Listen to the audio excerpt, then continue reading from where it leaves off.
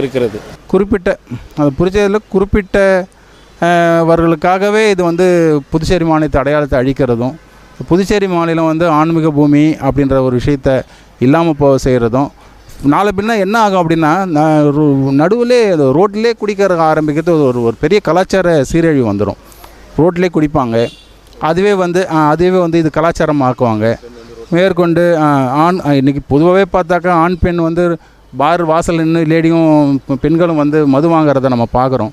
இல்லை, இது வந்து ஒரு மிகப்பெரிய பின்னால் வந்து பாண்டிச்சேரியில் மக்களுக்கு பாண்டிச்சேரிக்கு ஆணுக்கும் பொண்ணு கிடைக்காது, பெண்ணுக்கும் ஆண் கிடைக்காது போல. வேறு யாராவது மாநிலத்திலேருந்து பாண்டிச்சேரியில் பொண்ணு கேட்கும்போது கண்டிப்பாக அந்த மாநிலத்தில் பாண்டிச்சேரி பொண்ணா அது வந்து இந்த மாதிரிலாம் இருக்குமே அப்படின்ற மாதிரி ஒரு சந்தேகத்தையும் எழுப்பும். அதே ஒரு பாண்டிச்சேரி பையன் கண்டிப்பாக அவர் வந்து குடிப்பழக்கம் இருப்பார் அப்படின்ற சிந்தனையும் இருக்கும்.